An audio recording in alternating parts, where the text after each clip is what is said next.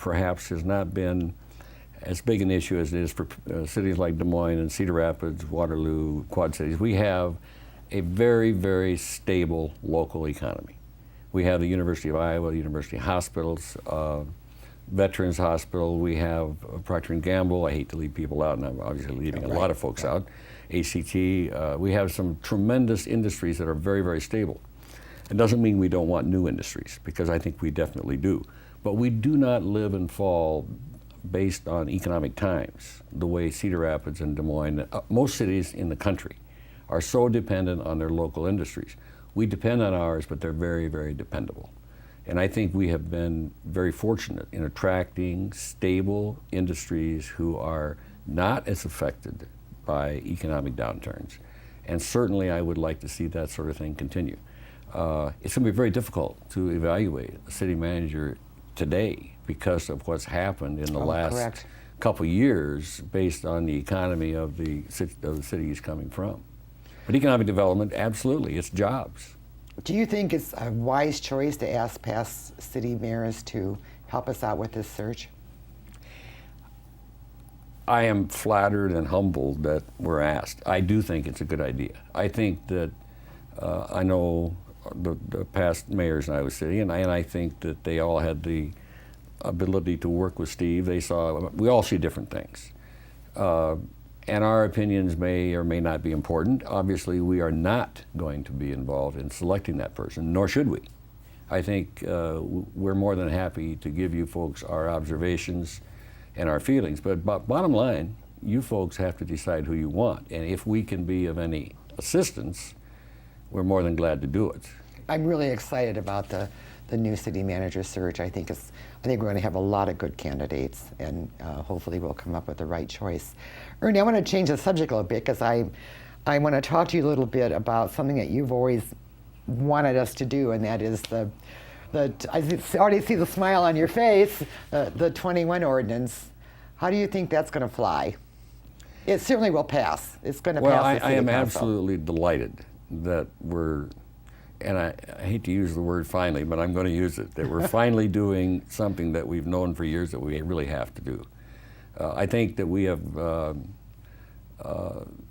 we talk about going the extra mile. I think we've gone the extra 10 or 15 or 20 miles. I think so too. And from the time I got on the council in 1993 until I got off 12 years later, I think we had an increase of in the neighborhood of 40 or 50% of the number of liquor licenses in the downtown area. We saw that coming, and we saw it get bigger and bigger and bigger, and the problems got bigger and bigger and bigger. All of the information that we ever got from College of Public Health, the University Athletic Department, public school systems, the university themselves, all told us the same thing. In fact, Mary Sue Coleman waited one night 2 hours to speak to the council. We had a public hearing, and she waited in the lobby to ask us to do the 21.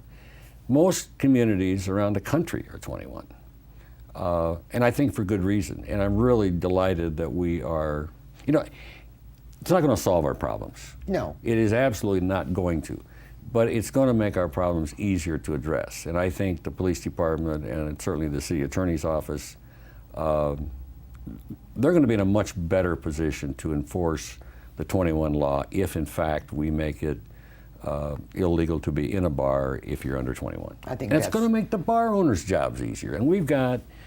Well, I don't think they're doing their job. Some of them are not, but we do have, we've got some really good bar owners who work very, very hard, and I think we tend to group all bar owners in the same group and say these folks are bad, they're letting underage kids drink, and we got a huge problem. We have a huge problem, but it's not because all of the bar owners, because we've got some very conscientious, dedicated, committed business people who are running good businesses. We have others that are creating problems. The 21 ordinance, I believe, is going to help us control those problems. There are probably going to be other problems that will crop up, but I can't believe they will be anywhere near the magnitude of what we have now. Okay. Do you have any other comments that you'd like to make about the city manager search or council business? One of the things that I like the best about Steve, and you'll smile, and I know you can remember on many, many occasions, council was ready to do something that wasn't real smart.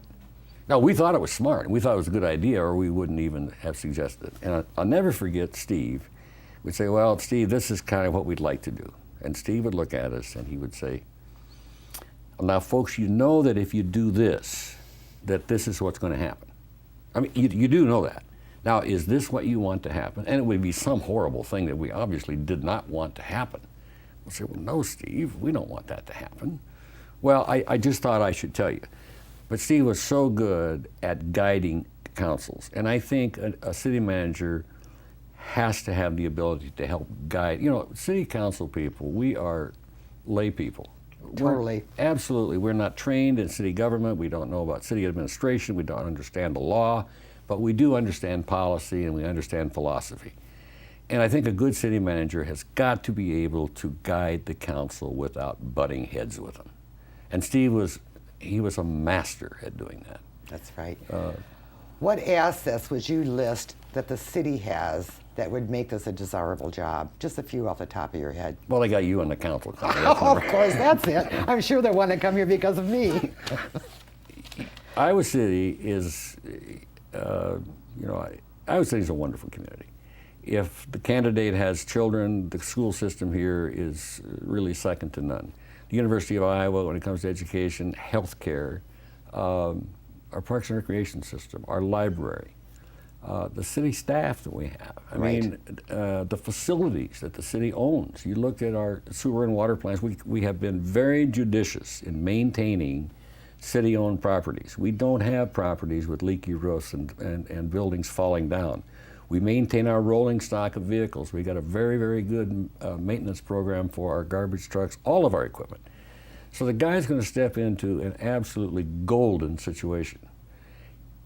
Maintaining that is not going to be an easy job. But I think we have the people in place where a good, qualified city manager can not only maintain what we have, but move forward just as Steve Atkins did in his 20 years. Are you happy about the new fire station? You know, I am. Yeah, well, first of all, there's no question that we need a fire station on the north side.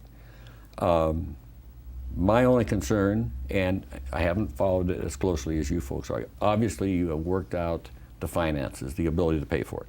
And that was always the issue, because for the last 6 or 8 years, we all wanted it, we didn't know how we were going to pay for it. And you folks have figured it out, and I applaud you. We need it.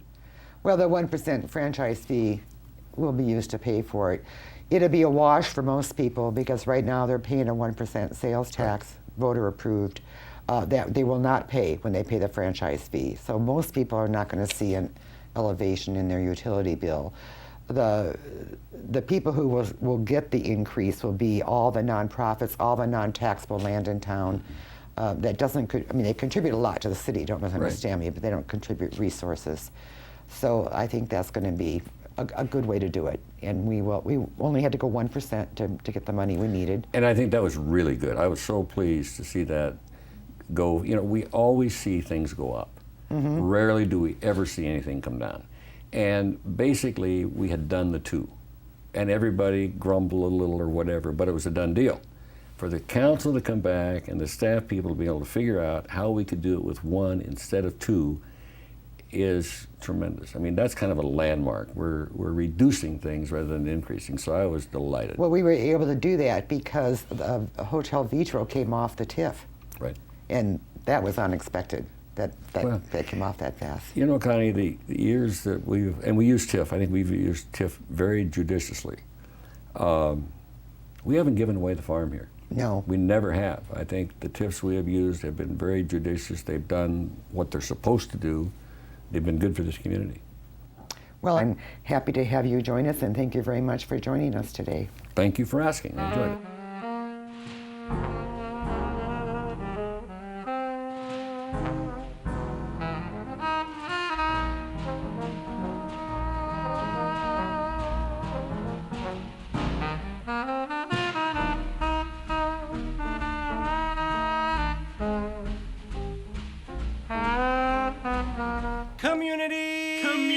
Community voice. na. Iowa City is whoop, whoop, whoop. Iowa City is brrr, bop, bop, bop. Iowa City is rap, bop, bop, bop, bop. Iowa City is na na na na na na.